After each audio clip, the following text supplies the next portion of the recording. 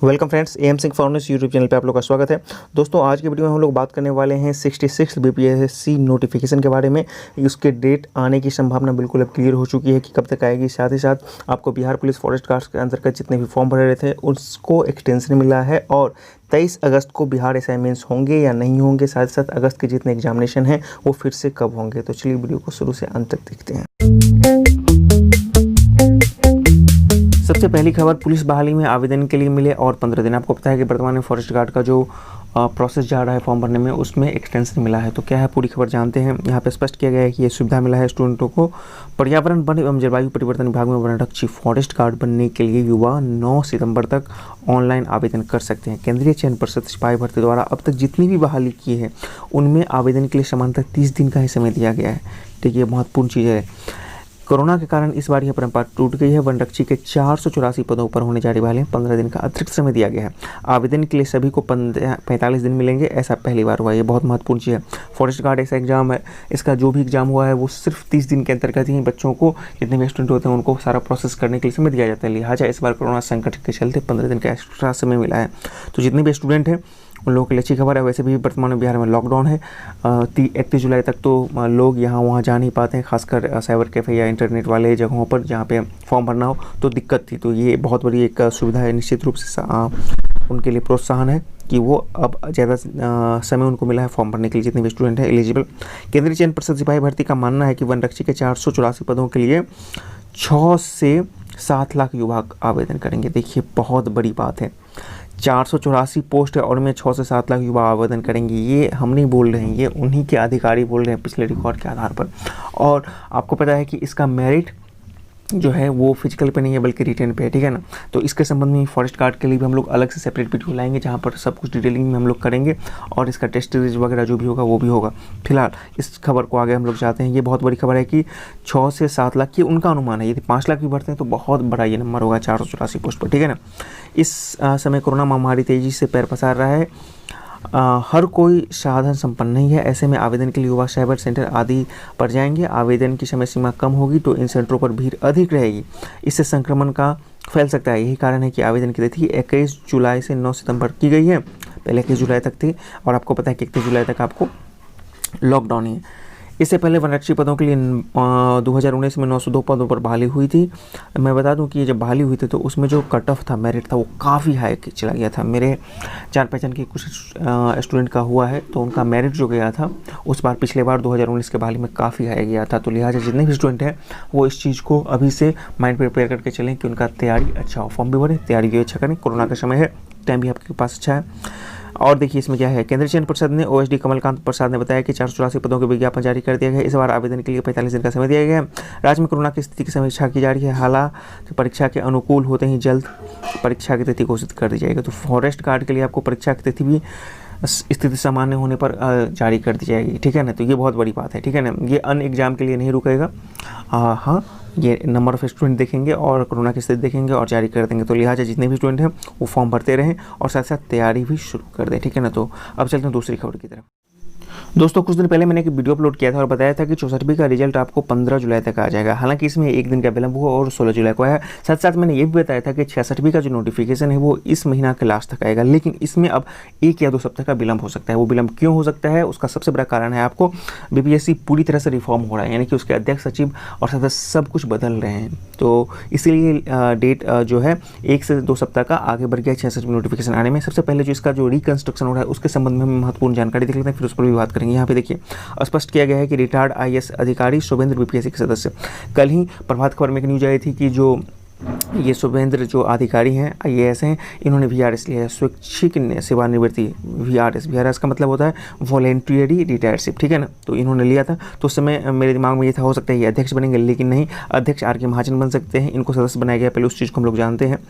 देखिए यहाँ पर स्पष्ट किया गया है कि राज्य सरकार ने रिटायर्ड आईएएस अधिकारी शुभेंद्र कुमार चौधरी को बिहार लोक सेवा आयोग के सदस्य बनाया है। उन्होंने कुछ दिन पहले सामान्य प्रशासन विभाग में विशेष सभी सचिव पद से स्वैच्छिक सेवानिवृत्ति ली थी। ठीक है। इनकी कार्य अवधि पदभार ग्रहण करने की तिथि से 6 या 62 वर्ष जो भी पहले होगा उस तक रहेगा। सामान्य प्रशासन विभाग बुधवार को इसकी अधिसूचना जारी की। श्री चौधरी की नियुक्ति के साथ ही बीपीएससी में 5 सदस्यों का कोरम पूरा हो गया। ठीक है ना। अभी तक 5 सदस्य नहीं पूरा हुए थे। उससे पहले आपको पता है 1 सप्ताह पहले भी कुछ और सदस्यों का नियुक्ति हुआ था, जिसमें इम्तियाज अहमद थे। प्रख्यात जो है इतिहासकार हैं उनके ही रिकमेंडेशन को, खासकर जो 64वीं विवाद हुआ था कुंवर सिंह और बिहार का प्रथम स्वतंत्रता आंदोलन वाले संबंध में, तो उसको माना गया था, तो उसी के संबंध में उनको भी बनाया गया है। यहाँ पे स्पष्ट किया गया है कि श्री चौधरी की नियुक्ति के साथ ही बीपीएससी में 5 सदस्यों का कोरम पूरा हो गया है। इससे पहले राज्य सरकार ने जिन 4 लोगों को बीपीएससी का सदस्य बनाया है उनमें कौन कौन है, देखिए, उर्दू निदेशालय के तत्कालीन निदेशक इम्तियाज़ अहमद करीम, देखिए इन्हीं की मैं बात कर रहा था। और 64वीं जो विवाद हुआ था खासकर वीर कुंवर सिंह के बारे में, ठीक है ना, और स्वतंत्रता आंदोलन के बारे में, तो इस इन्हीं के रिकमेंडेशन को माना था बीपीएससी ने। खैर, इनको शामिल कर लिया गया है। वाणिज्य कर विभाग के सेवानिवृत्त अपर आयुक्त डॉक्टर अशोक कुमार शर्मा, पटना विवि के राजनीतिक विभाग के प्रोफेसर दीप्ति कुमारी व मोतिहारी स्थित महात्मा गांधी केंद्रीय विश्वविद्यालय के मीडिया अध्ययन विभाग के अध्यक्ष डॉक्टर अरुण कुमार भगत शामिल है। तो कहने का ये मतलब है कि अब बीपीएससी का अपना पूरा का पूरा कोरम पूरा हो चुका है सदस्य का। अब अध्यक्ष की बारी है, तो अध्यक्ष के बारे में भी यहाँ पे चर्चा की जा रही है कि अध्यक्ष पद के लिए महाजन व अरुण के नामों पर चर्चा। अब सिर्फ बीपीएससी के अध्यक्ष का उन्होंने बचा है। यह पद शिशिर कुमार सिन्हा का कार्यकाल इसी महीना पूरा होने के बाद खाली हो गया था। 20 तारीख को रिटायर हुए थे शिशिर कुमार सिन्हा। इस पद के लिए 2 आईएएस अधिकारी के नाम पर चर्चा है। इनमें से एक आर.के. महाजन अगले महीने रिटायर होने वाले हैं, तो दूसरे विकास आयुक्त अरुण कुमार सिंह को रिटायरमेंट के में करीब 1 वर्ष का समय शेष है। इन दोनों के नामों पर विचार चल रहा है। अंतिम निर्णय होने के बाद ही आगे की प्रक्रिया पूरी की जाएगी। तो देखिए, अब जब तक बीपीएससी का ये पूरा का पूरा जो प्रोसेस है रिकंस्ट्रक्शन का वो कंप्लीट नहीं हो जाता है, सदस्य का चुनाव हो चुका है, अब अध्यक्ष की बारी है, अध्यक्ष का चुनाव नहीं हो जाता है, सिलेक्शन नहीं हो जाता है, तब तक आपका 66वीं का नोटिफिकेशन फाइनली नहीं आएगा। तो लिहाजा आपको 1 से 2 सप्ताह का और वेट करना पड़ सकता है। मतलब पहले आपको जुलाई लास्ट बोला जा रहा है, लेकिन अब जुलाई लास्ट में बहुत ही कम संभावना है कि 66वीं नोटिफिकेशन आए। वैसे आता है तो अच्छी बात है, लेकिन आपको अगस्त में हर हाल में आ जाएगा। वो चाहे फर्स्ट वीक में आए, सेकेंड वीक में आए, लेकिन थर्ड वीक का है कन्फर्म आपको अगस्त में आ जाएगा। मोस्ट प्रोबेबल है आपको सेकेंड वीक, ठीक है ना, सेकेंड वीक ऑफ अगस्त आपको हर हाल में आ जाने की संभावना है 66वीं का नोटिफिकेशन। और इस बार जो पदों की संख्या है वो करीब 1000 के आसपास रह सकती है, ठीक है ना। 920 तो लगभग कन्फर्म ही था, अब ये एक अनुमान है, ठीक है ना, लेकिन इस बार जो पोस्ट है वो 65वीं से ज़्यादा है। इस चीज़ की पूरी संभावना है। चुनावी वर्ष है, लगभग 64वीं के आसपास का, 64वीं तो 14.5 था, लेकिन 64वीं के आसपास इसलिए बोल रहे हैं क्योंकि 1000 या 920 सीट आता है, तो ये बहुत एक ज़्यादा नंबर होगा खासकर बीपीएससी के लिए। तो देखिए, बीपीएससी के संबंध में यही सबसे लेटेस्ट खबर है कि 66वीं का नोटिफिकेशन आपको अब 1 से 2 सप्ताह विलंब के साथ आपको सेकेंड वीक ऑफ अगस्त तक आने की हर हाल में संभावना है। या आप यूँ बोल लें कि अगस्त में तो आपको हर हाल में आ जाएंगे। तो ये तो हो गया बीपीएससी के संबंध में। अब हम लोग जरा जान लेते हैं जो अगस्त में एग्जामिनेशन होने वाले थे, एसआई मेंस और अन्य एग्जाम, उसके बारे में क्या खबर है। दोस्तों, एसएससी पहली आयोग थी जिन्होंने अगस्त में एग्जामिनेशन होने की घोषणा की थी, ठीक है ना। खासकर +2 लेवल का जितने भी एग्जामिनेशन थे इसके, ठीक, और टी और 1 के साथ साथ अन्य एग्जामिनेशन की डिटेल की घोषणा इन्होंने किया था अगस्त में, ठीक है ना। 17 अगस्त के बाद 25 अगस्त और अन्य एग्जाम। लेकिन अब ना सिर्फ ये एसएससी, सेंट्रल एसएससी, बल्कि अन्य जितने भी आयोग हैं उन्होंने भी अगस्त के एग्जामिनेशन को रिशेड्यूल किया है। अब बोलेगा आपको बिहार एसआई मेंस, तो बिहार एसआई मेंस ने अभी तक ऑफिशियली ये नहीं कंफर्म किया था कि वो 23 अगस्त को एग्जामिनेशन होगा, बल्कि उन्होंने एक जो प्रक्रिया शुरू की थी उसके आधार पर ये आया था कि 23 अगस्त को होगा। लिहाजा 23 अगस्त को अब बिहार एसआई मेंस होने की संभावना बहुत ही छीन है, ठीक है ना। क्यों छीन है? क्योंकि अब जितने भी आयोग हैं वो तो अपने एग्ज़ाम को रिशेड्यूल कर रहे हैं या आगे बढ़ा रहे हैं, ठीक है ना।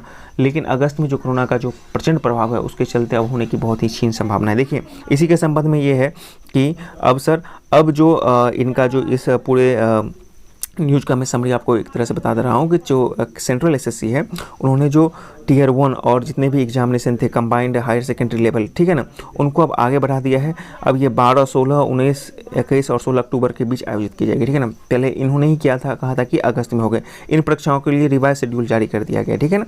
और फिर इसके जितने भी एग्जामिनेशन है उसका भी आपको कर दिया गया है। और वो खबर शायद आप लोग देखे भी होंगे, ऑफिशियल नोटिफिकेशन 1 या 2 दिन पहले आ चुका था एसएससी का। तो फिलहाल बिहार की मैं खासकर बात कर लूँ तो बिहार में जो अगस्त में जितने भी एग्जामिनेशन थे, खासकर बीएसएससी के और जो बीपीएससी के थे, बीपीएससी का जो 65वीं मेंस था, साथ ही साथ जो 31वीं न्यायिक परीक्षा था उसको तो उन्होंने कैंसिल कर ही दिया है।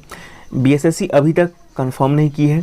और खासकर बिहार एसआई मेंस है, ठीक है ना, बिहार एसआई मेंस है, तो उनके लिए अब 23 अगस्त को एग्ज़ाम बिल्कुल नहीं होने की संभावना है। संभावनाएं अब बिल्कुल नहीं है। मैं संभावनाओं बार बार बोल रहा हूँ क्योंकि कंफर्म कुछ कोई भी नहीं होता है, ठीक है ना। तो 23 अगस्त को नहीं है, लेकिन 1 या 2 सप्ताह आगे खिसक सकता है इसका भी, ठीक है ना। अगस्त से हो सकता है कि सितंबर में जाए, फर्स्ट वीक या सेकंड वीक। लेकिन एक बात मान के चलिए, जो बिहार से आगे कैंडिडेट हैं वो ज़्यादा इस चीज़ के लिए ये नहीं रहे कि उनका एग्ज़ाम बहुत आगे जाएगा, नहीं। जैसे ही कोरोना के चलते थोड़ा सा भी रिलैक्सेशन मिलता है तो एग्ज़ाम करवा लेंगे, ठीक है ना।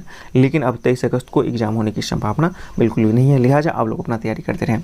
बीएसएससी के जो 3 एग्ज़ाम बचे हुए हैं अगस्त वाले, ठीक है ना, उसमें भी उन्होंने कंफर्म नहीं किया था। उन्होंने ये कहा था कि कैंडिडेट इसके संबंध में रेगुलर विजिट करते रहे, तो वो भी वेट एंड वॉच करने, क्योंकि उनके पास बहुत कम नंबर में स्टूडेंट है जो उर्दू सहायक और उर्दू भाषा इन लोगों का एग्ज़ाम होने वाला था बीएसएससी का, ठीक है।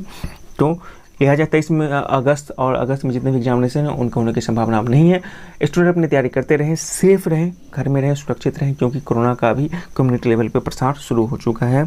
अब इसकी कंफर्मेशन सरकार की तरफ से और जितनी भी संस्थाएं सरकारी उनकी तरफ से भी हो चुका है। तो अब आपको ज़्यादा सतर्क रहने की ज़रूरत है। 1, 1.5 या 2 महीना आपको पीक आवर है, इसके बाद चीज़ें सामान्य होंगी और जितनी भी एग्जामिनेशन होंगी वो होंगी, चाहे वो सितंबर से हो या अक्टूबर से, हर हाल में होनी शुरू हो जाएंगी। तो आज की वीडियो में इतना ही है। यदि आपके दिमाग में कोई प्रश्न रह जाता है तो कमेंट बॉक्स में जरूर बताएं। साथ साथ आप चैनल पर हैं तो चैनल को सब्सक्राइब करना ना भूलें। वीडियो देखने के लिए बहुत बहुत धन्यवाद। मिलते हैं किसी और वीडियो में। सब्सक्राइब करें हमारे चैनल एम सिंह फाउंडेशन को और बेल आइकन को प्रेस करने के बाद नोटिफिकेशन को ऑन कर लें कॉम्पिटिटिव एग्जाम की तैयारी एवं संबंधित सभी जानकारी सबसे पहले पाने के लिए।